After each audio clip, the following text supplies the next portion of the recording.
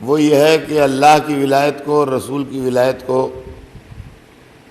کسی نہ کسی طرح لوگوں نے برے بھلے حالوں مانا، لیکن ولایت ائمہ اطہار کو لوگوں نے نہیں مانا اور اس سے انکار کر دیا، اور وہ ذمہ داری جو تھی وہ مسلمانوں کو سونپ دی۔ جو اللہ نے اماموں کو سونپی تھی، مسلمانوں نے وہ ذمہ داری مسلمانوں کو سونپ دی۔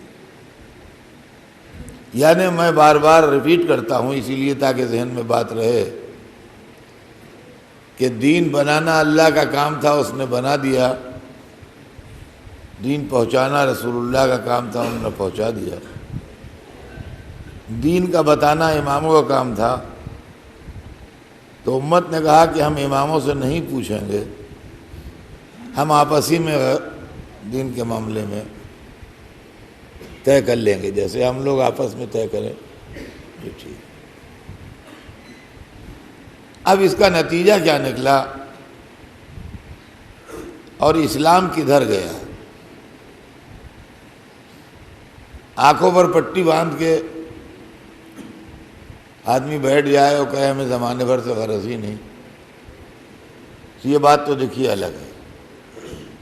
لیکن اگر غور و فکر اور سوچنے کا جذبہ اور سمجھنے کا جذبہ اس کے اندر ہے تو اس کو یہ سوچنا چاہیے ہے کہ مذہب کا انجام کیا ہوا۔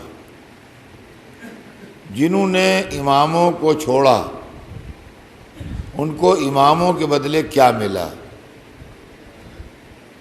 اور جنہوں نے حکومت کو چھوڑا ان کو حکومت کے بدلے کیا ملا۔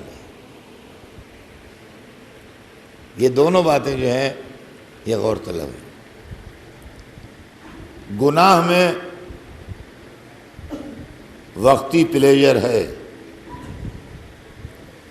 مگر دائمی شرمندگی اور ندامت و مصیبت ہے، اور آخرت خراب ہے۔ واجبات کے بجا لانے اور صحیح راستے پر رہنے میں وقتی طور سے تھوڑی تکلیف ہے، لیکن انجام جو ہے وہ مسرت ہے، خوشی ہے، کامیابی ہے، اور آخرت میں بھی کامیابی ہے۔ ویسے ہی معاملہ دنیا میں ہوا امامت اور خلافت کا۔ جنہوں نے ولایت کو ہاتھ میں لیا ان کو وقتی طور سے مالی پریشانیاں تو رہیں، پیسے سے وہ کمزور رہے، اس لیے کہ حکومت میں، انعام اکرام میں، مال غنیمت میں، وظیفوں میں ان کو حصے نہیں ملے، اور وہ ہینڈ ٹو ماؤتھ رہے، بہت سے اس میں بہت سے محنت مزدوری کر کے اپنا پیٹ پالتے رہے۔ بہرحال عیش و عشرت کی زندگی ان کو زیادہ نصیب نہیں ہوئی۔ اس کے علاوہ ساتھ ساتھ ان کو کبھی کبھی جان کی قربانی بھی دینا پڑی، اور وہ لوگ جو اہل بیت کی محبت کے سلسلے میں بہت نمایاں ہو گئے ان کی جان بھی لی گئی، اور ان کے بچے، ان کے خاندان والے بھی شہید کیے گئے۔ تو جانی قربانی بھی ہوئی، مالی قربانی بھی ہوئی، اور وہ لوگ حکومت سے دور رہے، لیکن ان پر اسلام کے سودا کرنے یا مذہب کو بیچ ڈالنے یا معصوموں کو قتل کرنے یا بے گناہوں پر ظلم کرنے کا کوئی الزام نہیں ہے۔ ان کے دامن دھبوں سے صاف ہیں، بھلے اس میں پیوند لگے ہوں یا وہ فاقے کر رہے ہوں۔ اس کے مقابلے میں ایک دوسرا طبقہ تھا جس کو حکومت ملی، جس کو جاگیریں ملیں، جس کو انعام ملے، جس کو جائیدادیں ملیں، جس کو گورنریاں ملیں یا اور بڑے بڑے عہدے ملے،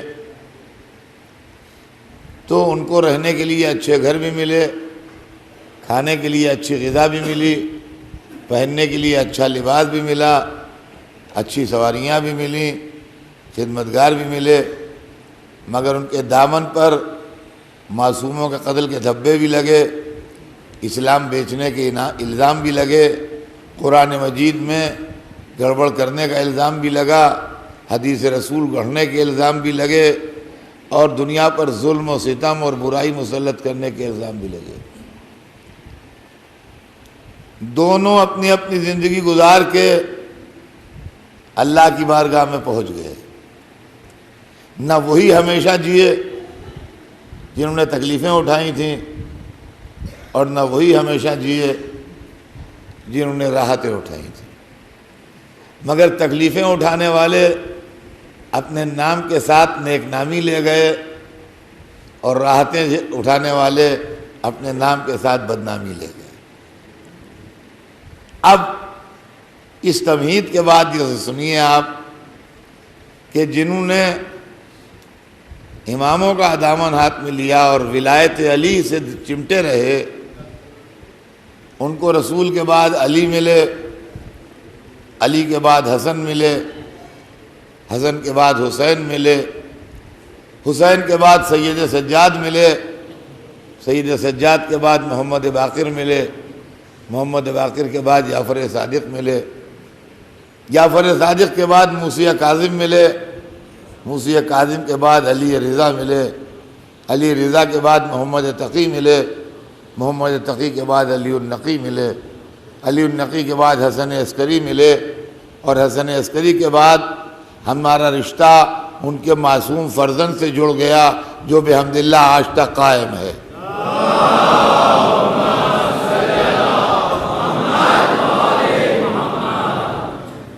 یہ ہماری کہانی ہے۔ اس کہانی کو کہنے میں نہ پسینہ آتا ہے،